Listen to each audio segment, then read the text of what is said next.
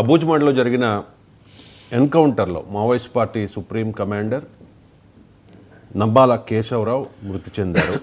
ఒక్క ఏడాదిలోనే ఇప్పటివరకు 540 మందిని మావోయిస్టులు కోల్పోయారు సార్. ఏఓబి కమిటీ ఉనికినే కోల్పోయింది. సో ఈ ఆపరేషన్ మీద ప్రధాని మోదీ కూడా హర్షం వ్యక్తం చేశారు. ఇది భద్రతా బలగాల అద్భుత విజయం అంటూ కామెంట్ చేశారు. నక్సలిజం నిర్మూలనలో మైలు రాయి అంటూ అమిత్ షా కామెంట్ చేసిన పరిస్థితి. ఇక్కడ ఇంత పెద్ద విజయాన్ని భద్రతా బలగాలు ఏ విధంగా సాధించగలిగాయి అనేది ఒక ప్రశ్న అయితే, తమ అధినేతను మావోయిస్టులు ఎందుకు కాపాడలేకపోయారు అనేది మరో అంశం సార్. ఏం చెప్తారు? నిజంగానే పెద్ద విజయం భద్రతా బలగాలు. ఎందుకంటే కమ్యూనిస్ట్ పార్టీస్గా ఉండే వాటిలో హైయెస్ట్ పోస్టే జనరల్ సెక్రటరీ. అంటే నంబాల కేశవరావు భారతదేశంలో మావోయిస్ట్ పార్టీకి అధినేత. ఇది chief of Maoist party. So సర్వ సైన్యాధిపతినే కొట్టేసినట్లు. అంటే మావోయిస్ట్ పార్టీ చీఫ్నే భద్రతా బలగాలు ఎన్కౌంటర్ చేశాయి. ఇంతవరకు నక్సలిజం చరిత్రలో తమ అధినేతను కోల్పోవడం అనేది మొదటిసారి.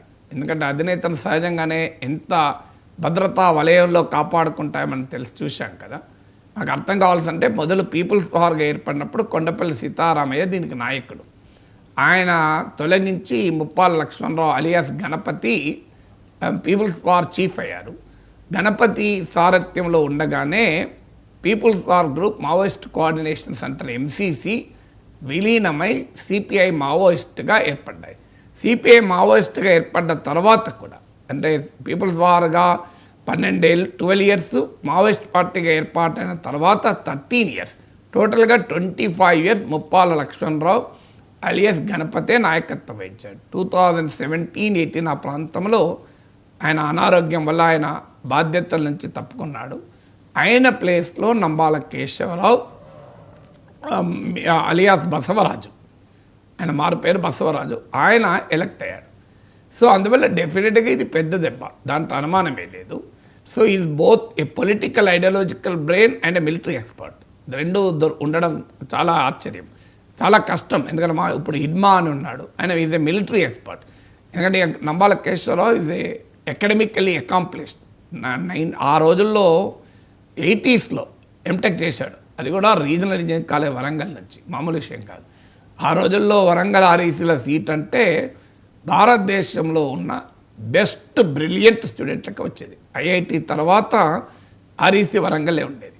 మీకు REC Tiruchirappalli, REC Roorkee, REC Warangal ఉండేది. దాని ఇప్పుడు నేషనల్ ఇన్స్టిట్యూట్ ఆఫ్ టెక్నాలజీ అంటున్నాం. అంటే ఆ రోజుల్లో సీట్ తెచ్చుకున్నాడు అంటే మామూలు విషయం కాదు. అది కూడా టెక్కలిలో ఒక జూనియర్ కాలేజీలో చదువుతూ REC వరంగల్లో సీట్ తెచ్చుకున్నాడంటే. సో అందువల్ల is both A political ideological brain and A military expert. So అందువల్ల పెద్ద దెబ్బ అనే దాంట్లో డిస్ప్యూట్ లేదు. ఆల్ ఇండియా జనరల్ సెక్రటరీని కోల్పోవడం అనేది మామూలు విషయం కాదు. సో అయితే మరి ఎలా సాధించగలిగింది? ఇప్పటికి కూడా మావోయిస్టులు సాయుధ తిరుగుబాటే మార్గమా, ఇంకా వేరే మార్గం లేదా అని ఆలోచించాల్సిన సమయం ఆసన్నమైంది. మాలాంటి వాళ్ళని చాలా కాలంగా చెప్తున్నాం. చాలా ప్రభుత్వం భావించినట్టు ఇది లా అండ్ ఆర్డర్ ప్రాబ్లం మాత్రమే కాదు, ఇది పొలిటికల్ ప్రాబ్లం. ఇది సామాజిక ఆర్థిక స్థితిగతుల నుంచి వచ్చింది. మీరు నక్సల్బరీ ఉద్యమం 1967లో బెంగాల్లోని తెరాయి ప్రాంతం, బెంగాల్లోని గిరిజన ప్రాంతాల నుంచి మొదలై శ్రీకాకుళం సాయుధ పోరాటంగా తర్వాత ఏర్పడి, తర్వాత తెలంగాణ, ఆంధ్ర, ఒరిస్సా బార్డర్, దండకారణ్య, ఈ ప్రాంతం మొత్తం విస్తరించిన ఉద్యమానికి పునాది పేదరికం, అణచివేత, దోపిడీ, నికృష్టమైన పరిస్థితులు, భయంకరమైన భూస్వామ్య దోపిడీ, వీటి నుంచి పుట్టింది ఉద్యమం, కాదని ఎవరన్నారు. కానీ అప్పటికి ఇప్పటికీ పరిస్థితులు ఒకే రకంగా ఉన్నాయా? ఇది మావోయిస్టులకు కూడా పునరాలోచించుకోవాల్సిన సమయం ఇది. ఒకటి, నేచర్ ఆఫ్ వార్ఫేర్ మారిపోయింది. మావోయిస్టులు ఇప్పటికే IEDలతో, ల్యాండ్ మైన్లతో, క్రూడ్ బాంబులతో, రాకెట్లతో యుద్ధాలు చేస్తారు, కానీ గెరిల్లా యుద్ధం చేస్తారు. కానీ మీకు భద్రతా బలగాలు ఒకప్పుడు గెరిల్లా యుద్ధాన్ని తట్టుకోవడం కష్టమయ్యేది. ఎందుకంటే మెరుపు దాడి చేసేవారు. ఆ టెరెన్ అంటే ఇప్పుడు ఇది బస్తార్, నారాయణపూర్, బీజాపూర్, ఈ టెరెన్ చాలా అటవీ ప్రాంతము, కొండ ప్రాంతము, ఆ టెరెన్, ఆ భౌగోళిక నైసర్గిక స్వరూపము మావోయిస్టులకు పైచే ఇచ్చేది నక్సలైట్లకు. ఎందుకంటే ఆ అడవులు, ఇప్పుడు ఈ కర్రగుట్ట గుహల్లో కూడా మనం కొండల్లో చూసాం. మీకు మావోయిస్ట్ అగ్రనేతలు ఇడ్మా కూడా ఉన్నారు అని చెప్పి ఆపరేషన్ బ్లాక్ ఫారెస్ట్ చేపట్టింది. కానీ ఇడ్మా దొరకలే కదా, 30-40 మందిని ఎన్కౌంటర్లు లేపేయగలిగారు. కానీ మావోయిస్ట్ పార్టీ అగ్రనేతలు ఎవరు కర్రగుట్టలు దొరకలేదు. కారణం ఏంటంటే అక్కడున్న జాగ్రఫీ అలాంటిది, వాళ్ళకు తెలిసినంతగా భద్రతా బలగాలకు కూడా తెలియదు. కానీ పరిస్థితులు మారిపోయాయి. ఒకప్పట్లాగా భూమి వైపు నుంచే భద్రతా బలగాలు రావడం లేదు. ఇప్పుడు ఈ దీంట్లో ఆపరేషన్ కగారులో భాగంగా నంబాల కేశవరావును అంతం చేయడంలో కూడా డ్రోన్ బేస్, హెలికాప్టర్ బేస్ సర్వేలెన్స్ను ఉపయోగించింది ప్రభుత్వం. అంటే డ్రోన్ల ద్వారా, హెలికాప్టర్ల ద్వారా మీరు ఇంచును జల్లెడ పట్టచ్చు. ఇదివరకు ఉన్నదానికి వార్ఫేర్కి వచ్చిన తేడా ఇది. ఒకప్పుడు గ్రౌండ్ వైపు నుంచే, భూమిపై నుంచే వచ్చే బలగాలు, మీరు అడుగడుగునా వీళ్ళు ల్యాండ్ మైన్స్ పెట్టేవారు. ఆ ల్యాండ్ మైన్స్కు జవాన్లు చచ్చిపోయేవారు. కర్రగుట్టలో కూడా అలాగే ల్యాండ్ మైన్స్ పెట్టి స్థానికులకు ముందే హెచ్చరించారు మావోయిస్టులు, మేము ల్యాండ్ మైన్స్ పెట్టాం, ఈ ఏరియా అంతా భద్రతా బలగాలు రాకుండా మీరు ఇటువైపు రాకండి అని. కానీ ఇప్పుడు అలా కాదు పరిస్థితి. మీరు గ్రౌండ్ వైపు నుంచి వచ్చి మీరు ఎక్కడ ఉన్నారో తెలుసుకోవడం కాదు, హ్యూమన్ ఇంటెలిజెన్స్ దాకా అవసరం లేదు. Drone base surveillance, helicopter surveillance మనం ఇండోపాక్ వార్లో చూశాం కదా, అలాంటి ఎయిర్ బేస్ సర్వేలెన్స్ను ఉపయోగిస్తున్నారు. ఒక ఉదాహరణ చెప్తున్నాను. అంటే మావోయిస్టుల యుద్ధ తంత్రానికి, మావోయిస్టులకు ఉన్న ఆయుధ సామర్థ్యానికి, భారత రాజ్యానికి, ఇండియన్ స్టేట్కు ఉన్న మిలిటరీ కేపబిలిటీస్ మధ్య ఇంత తేడా వచ్చింది. అంతకుముందు కొండ ప్రాంతాలు, అటవీ ప్రాంతాలు, చాలా సంక్లిష్టమైన భౌగోళిక నైసర్గిక స్వరూపం, complex geography, complex topography guerrilla యుద్ధంలో ఉండే అడ్వాంటేజ్ని ఇచ్చింది. కానీ ఇప్పుడు ఆ అడ్వాంటేజ్ లేదు. ఇప్పుడు గెరిల్లా యుద్ధానికి ఉండే అడ్వాంటేజ్ లేదు. కారణం ఏంటంటే ఇవాళ స్పేస్ బేస్డ్ సర్వేలెన్స్ వచ్చేసింది. సో ఇది మొదటి ఛాలెంజ్. రెండవ, ఈ వార్ఫేర్లో ఉండే మీకు అసిమెట్రీ ఆఫ్ వార్ఫేర్. యుద్ధంలో ఎప్పుడు కూడా అంచనా వేయాల్సింది అసిమెట్రీ ఉందా, అంటే ఆ సమతుల్యత ఉందా. ఇలా మన పాకిస్తాన్ పైన ఎందుకు సాధించగలిగాం? There is an asymmetry of arm forces. పాకిస్తాన్కున్న ఆయుధ శక్తితో పోలిస్తే భారతదేశం చాలా సుపీరియర్. అందువల్ల ఇవాళ మావోయిస్టులు కూడా ఆలోచించాల్సింది, రాజ్యానికి ఉన్న ఆయుధ శక్తి ఎంత, తమకున్న పోరాట శక్తి ఎంత, ఇన్ టర్మ్స్ ఆఫ్ వెపన్స్ కానీ, ఇన్ టర్మ్స్ ఆఫ్ సర్వేలెన్స్ కానీ, ఇన్ టర్మ్స్ ఆఫ్ ఇంటెలిజెన్స్ కానీ. ఇలా ఉపగ్రహాలతో ఇంటెలిజెన్స్ సేకరించే స్థితిలో రాజ్యం ఉంది. మావోయిస్టులకు ఉన్నదా ఆ కెపబిలిటీ? ఈ మారిన అసిమెట్రీ ఆఫ్ వార్ఫేర్ను మావోయిస్టులు గుర్తించలేకపోతున్నారు. అంటే మేము ఇంకా గెలుస్తాము, ఇంకా తుపాకీ కొట్టడం ద్వారా రాజ్యాధికారాన్ని సాధిస్తాం, సాయుధ పోరాటం ద్వారా ఈ కంప్రడార్ బుర్జువా అంటారు, అంటే దళారీ బుర్జువా రాజ్య వ్యవస్థను కూలుస్తాం. So they have to rethink, this is not the time. Asymmetry of warfare మీకు ఒక్క ఉదాహరణ చెప్పాను నేను. మీకు ఇలాంటి ఉదాహరణలు చాలా చెప్పగలుగుతాను. ఇప్పుడు కనెక్టివిటీ పెరిగింది. ఒకప్పుడు ఏంటంటే ఈ ప్రాంతాలకు రోడ్లు ఉండేవి కావు, టెలికమ్యూనికేషన్ ఇన్ఫ్రాస్ట్రక్చర్ ఉండేది కాదు. సో వారికి అప్పుడు ఉదాహరణకు ఒక చోట మావోయిస్టులు ఉన్నారు అంటే అక్కడికి వెళ్ళాలి అంటే 20 గంటలు పట్టేది, 10 గంటలు పట్టేది. అది ఛాలెంజ్ ఉండేది. ఇప్పుడు అలా లేదు పరిస్థితి. అప్పుడు అందుకే మీరు ఒక టెలిఫోన్ టవర్ పెడతా అంటే నక్సలైట్లు పేల్చేవారు, రోడ్డు వేసే కాంట్రాక్టర్లను బెదిరించేవారు. ఎందుకు? ఈ కనెక్టివిటీ పెరిగితే తమ జాడల్ని సెక్యూరిటీ ఫోర్సెస్ ఈజీగా పట్టుకుంటాయని.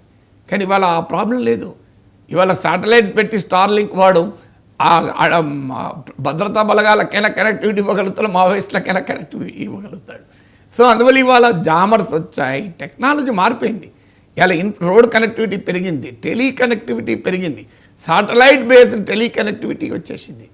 అందువల్ల అసిమెట్రీ ఆఫ్ వార్ఫేర్ మావోయిస్టులు గుర్తించాల్సిన మొదటి అంశం ఏంటంటే, రాజ్యానికి ఉండే సాయుధ శక్తి ముందు మావోయిస్టుల సాయుధ శక్తి, గెరిల్లా యుద్ధతంత్రానికి ఉండే advantage, complex geography and topography నుంచి ఉండే అడ్వాంటేజ్ కాస్త ఇప్పుడు లేదు. ఇక రెండవది సోషాలజీ. ప్రజలు కూడా మారిపోయారు. ఒకప్పట్లాగా ఐడియాలజికల్ కమిట్మెంటు, ఒకప్పట్లాగా తమ నమ్మిన సిద్ధాంతానికి ప్రాణాలైనా అర్పించగలిగే పరిస్థితుల్లో సమాజం ఉందా? ఇవాళ చూడండి మీరు, ఒకప్పుడు అర్బన్ బేసెస్ పెద్ద షెల్టర్ జోన్స్గా మావోయిస్టులకు ఉపయోగపడేది. మీరు హైదరాబాద్ లాంటి సిటీలో కూడా అక్కడ ఇక్కడ మావోయిస్టులకు షెల్టర్ జోన్స్ ఉండేవి. సో రాత్రిపూట మావోయిస్టులు వచ్చి మీటింగ్ పెట్టుకొని వెళ్ళిపోయి తెల్లారి తెలిసేది, పోలీసులు వచ్చారు. మా యూనివర్సిటీలో కూడా మేము చూసాం అట్లా. పలానా హాస్టల్లో పలానా రూమ్లో మీటింగ్ అయింది అని తెల్లారి వచ్చే సమాచారం వీళ్ళకు. అప్పటికప్పుడు పరిగెత్తుకుంటూ పోలీసు వచ్చారు, అడెవరు ఉండేది కాదు. So we are seen that. అలాంటి షెల్టర్ జోన్స్ ఇప్పుడు లేరు. అర్బన్ ఏరియాస్లో ఇప్పుడు మావోయిస్టు సానుభూతి పనులు లేరు. ఈవెన్ ఆదివాసుల్లో కూడా ఎంత సానుభూతి ఉందనేది క్వశ్చన్. ఇప్పటికీ జల్ జంగల్ జమీన్ పైన పోరాడచ్చు, కానీ ఒకప్పట్లాగా సమాజం కూడా లేదు, ప్రజలు కూడా లేదు.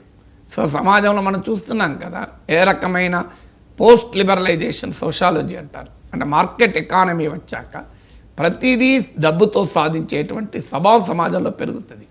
అందువల్ల ఇవాళ హ్యూమన్ ఇంటెలిజెన్స్ కూడా పెరిగిపోతుంది ప్రభుత్వానికి. సో అందువల్ల సమాజంలో ఆ పోరాడే శక్తి ఇవాళ మీరు చూడండి, ఒకప్పుడు ఒక సమస్య ఉంటే 10,000 మంది రోడ్డు మీదకి వచ్చేవారు. ఇవాళ 10,000 మంది సమస్య మీద వస్తున్నారా? వనభోజనాలు పెడితే కులం తరఫున వస్తారు, కానీ ఒక ప్రజలకు చైతన్యం కలిగించే ఒక సభ పెడతాడ వస్తున్నారా? అంటే ప్రజలకు చైతన్యమే మారిపోయింది. ఒక పెద్ద స్వామీజీ వస్తాడంటే 10,000 మంది వస్తారు, కానీ ఒక పెద్ద పోరాట చైతన్యాన్ని కలిపే మీటింగ్ అంటే 5,000 మంది 10,000 మంది వస్తున్నారా? అందువల్ల సమాజంలో వచ్చినటువంటి ఈ మార్పును కూడా గుర్తించాలి. మూడవది అంతర్జాతీయ పరిస్థితులు. మీకు ఒకప్పట్లాగా వియత్నాం విప్లవము, క్యూబా విప్లవాలు అలాంటి వాతావరణం ప్రపంచంలో లేదు. ఇవాళ ప్రపంచంలో మీకు లాటిన్ అమెరికా నుంచి మొదలుకొని ఆసియా ఖండం వరకు వామపక్ష అతివాద ఉద్యమాలన్నీ తీవ్రమైన ప్రతికూల ఒత్తిడిని ఎదుర్కొన్నది. మీకు ఫిలిప్పీన్స్ నుంచి ఇండోనేషియా, మీరు ప్రపంచం అంతా చూడండి, కమ్యూనిస్టులను ఊచకోత కోశారు. అందువల్ల ఇప్పుడు సాయుధ పోరాటం అంటే ప్రపంచం కూడా రెడీగా లేదు. అందువల్ల they have to understand the change thing. నేను ఉదాహరణ, నేపాల్ మావోయిస్టులు ఆయుధాలు వదిలేశారు. శ్రీలంకలో ఎల్టీటీ అంత బలమైన శక్తి, అఫ్కోర్స్ అది మావోయిస్టులతో పోలిక లేదు ఐడియాలజికల్గా, కానీ మిలిటరీగా బలమైన శక్తి కదా. అలాంటి శ్రీలంకన్ స్టేటే దాన్ని అంతం చేయగలిగింది. అందువల్ల మారిన అంతర్జాతీయ పరిస్థితులు పరిణామాలను కూడా మావోయిస్టులు గుర్తించాలి. ఇప్పుడు మీరు ఇంకా అడవుల్లో, కొండల్లో, గుట్టల్లో గెరిల్లా యుద్ధంతో దేశంలో విప్లవం తెస్తామంటే ఐ డోంట్ థింక్ ఇప్పుడున్న మారిన పరిస్థితులు సాధ్యం కాదు. జల్ జంగల్ జమీన్ అని మావోయిస్టుల పోరాటానికి ఆ కారణాలు ఉండొచ్చు, సామాజిక ఆర్థిక స్థితులు. అందువల్ల ఇవాళటి పరిస్థితుల్లో విస్తృత ప్రజా సమీకరణ ద్వారా మాత్రమే పోరాడగలుగుతారు. పెద్ద ఎత్తున ప్రజలను సమీకరించగలగాలి. అలా మావోయిస్ట్ సాయుధ పోరాటం చేసేవారికి అవకాశం ఉండదు కదా. అందువల్ల Maoist have to rethink. So భద్రతా బలగాలు ఎందుకు విజయం సాధించాలంటే what is wrong with the Maoist tactics అనేది ఆలోచించాలి కదా అనేది. ఇక